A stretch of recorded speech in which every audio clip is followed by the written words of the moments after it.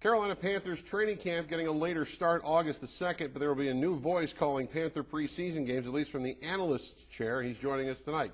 Mike Rucker, friend of the program and former Panther himself. Good to see you, Mike. Good to be here with you again. Let's talk about the gig. I mean, you're going from the field to retirement and getting used to not being on the field. Now you're going to go back and you're going to be the analyst. Yeah, I am, and I'm really excited. You know, when you get around guys like Brad Hoover, all of a sudden you go from a player to the media side of the field. All of a sudden he starts messing with you a little bit. You can't come across this line. So I'm really looking forward to it.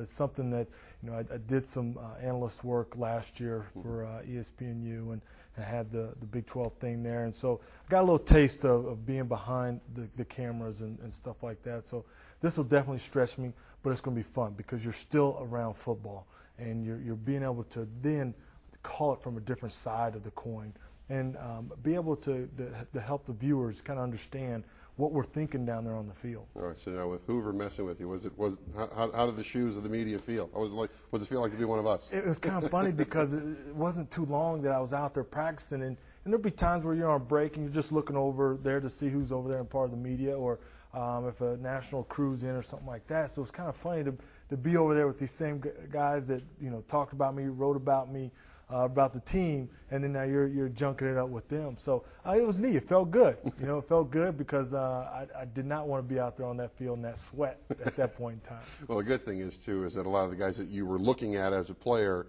and you were standing with really never had a negative word to write about you, basically based on your career and what you had done. So obviously that's got to feel pretty good about standing with those guys and saying, yeah, all right, they're a good group. They're a good group. And when you think about the media from a player standpoint, is that when you go in and watch tape, you know that you did some things good, you did some things bad.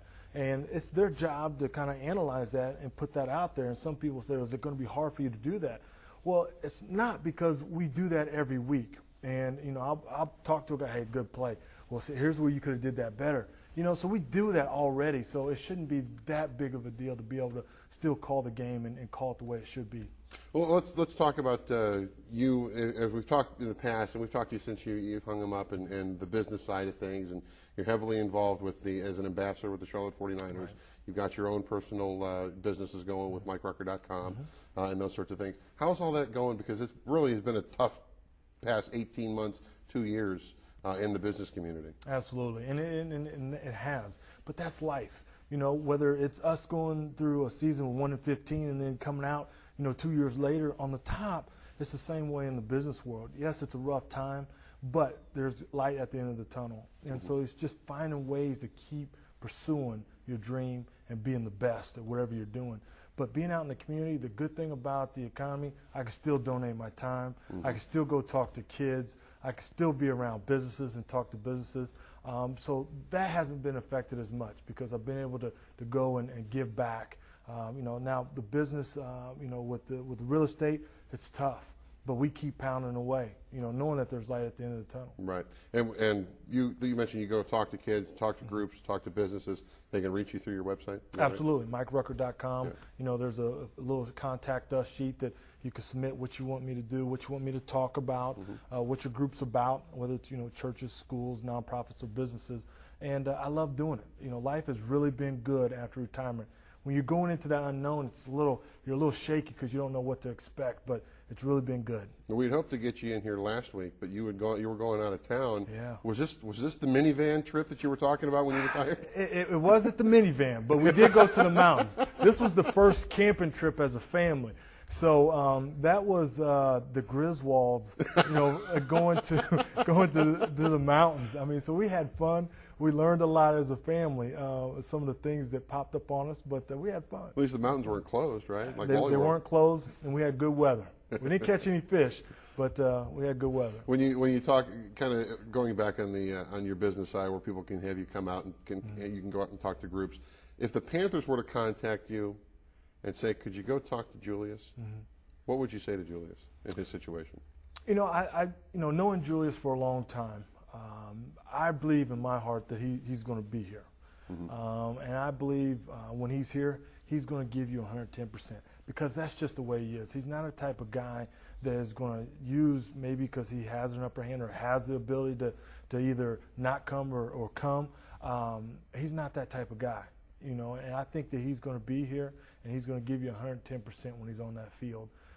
You know, different people have different views of what they want in life in the short, you know, time frame that they have. And, you know, he said that he wanted something. It might not work out that way right now, but this coming up year, I believe personally that he'll be here and he'll be giving you 110%. With the training camp starting as late as it is, August the 2nd, and you doing preseason games, is that going to send you down to camp to just be a spectator and be an observer and those sorts of things to get you prepped? Absolutely.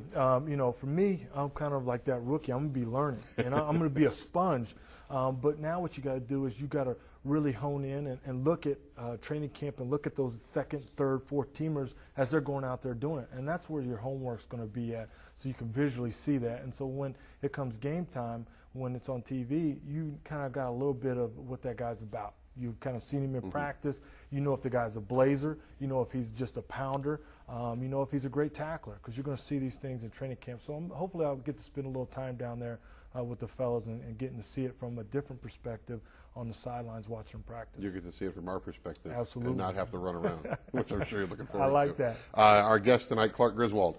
Here on Sport, Mike Rucker. Let's go back to you.